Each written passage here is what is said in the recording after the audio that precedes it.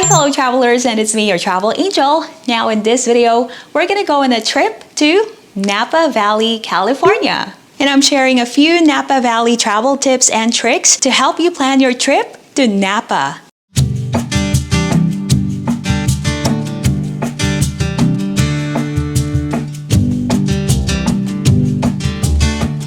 All right, let's go. Hey, welcome back to Angel's Video Diary. And my first tip for you guys is how exactly you're gonna get to Napa Valley. So the closest international airports to Napa Valley are Oakland International Airport. There's also the San Francisco International Airport, as well as Sacramento International Airport. Now, the best way to get around Napa is by renting a car. I mean, it's convenient and it will make exploring Napa easier. So I just Googled it and it looks like they have Uber here, but it's limited. You might have to wait before you could get picked up. And this is our rental car. We got it from Budget and we actually booked it through Costco. And then when we got to San Francisco International Airport, that's when we picked up the car and paid for it. And another tip that I want to talk about is how to plan your trip to Napa. So make sure you plan ahead of time and also decide when you want to go. So the best time to visit Napa Valley is August to October or March to May. And take note, Napa's peak tourist season is between August to October because of the region's harvest season. So you'll see high prices for just about everything and also a bulk of visitors around here. And then planning your trip is also determining your budget. How much are you willing to spend? So try to consider and think about that as well. And you know, it's always good to book your accommodations in advance, at least weeks before your trip.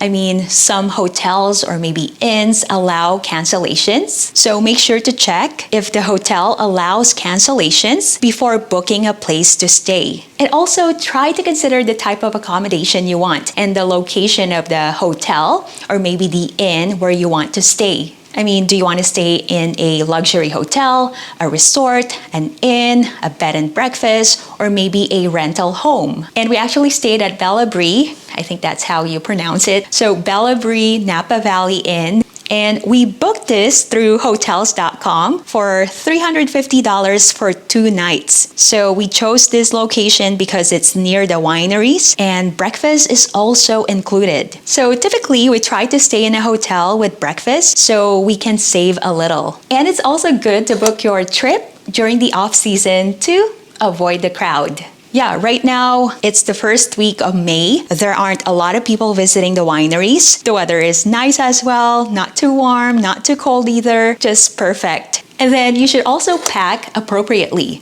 So for me, I usually check the weather first before I pack for my trip. So I know what clothes to bring and then I don't overpack. So I suggest you bring layers so you're ready in case the temperature changes. So I just brought simple outfits for this trip. I have a dress, a jumpsuit, and then a couple of jeans and tops. I also brought a couple of jackets because I checked the weather and I saw that it's gonna be a bit chilly at night and also during the day. And then it's also gonna rain on our second day here. Plus, we're also visiting San Francisco, so we're gonna explore San Francisco and the weather over there is still pretty cold.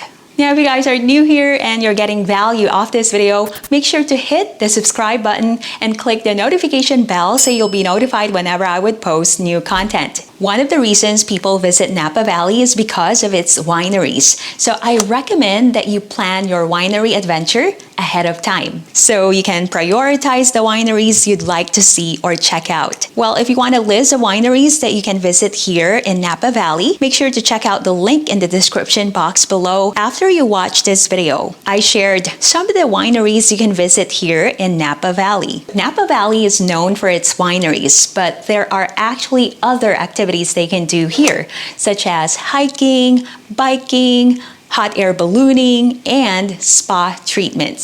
So it's always good to do your research so you can choose the activities you want to do. So for us, our focus was to visit as many wineries as we can. Also, make sure to check out the website of the places you want to go to ensure that you can visit that specific location. So you can visit different wineries in Napa. You can walk around, you can take pictures, but if you want to try their wines, there's going to be a fee. So make sure to check the specific winery's website that you are visiting to check out their wine tasting fee. So the ones we visited were around $40 to $60, but it can go up to $100 or more. So you can stroll around the winery without the wine tasting or wine tasting tour. But many wineries and restaurants here require reservations, especially during peak season. So I suggest you book in advance to make sure that you can visit the places you want to see. And just a heads up, some of the tours and wine tasting experiences fill up fast. So it's gonna be hard if you book it on the day of your trip. And I also recommend that you try the local cuisine. Napa Valley offers fresh ingredients from farm to table cuisine. So try the local specialties like artisanal cheeses, olive oils, and fresh produce. Napa Valley hosts several events throughout the year, so you can attend festivals or local events here in Napa. Unfortunately, there were no events at the time of our visit here, so make sure to check out the Napa Valley calendar of events before your trip so you can plan accordingly. And I always remind everyone about this, to bring sunscreen, sunglasses, and a hat for extra protection from the sun. So even on a gloomy day, you still need, well, sunscreen, right? And also sunglasses and a hat. So in case you haven't added those to your packing list, so try to write them down now so you won't forget. Well, I hope I was able to inspire you to visit Napa Valley, California. If you got value off this video, make sure to hit the subscribe button and click the notification bell so you'll be notified whenever I would post new content.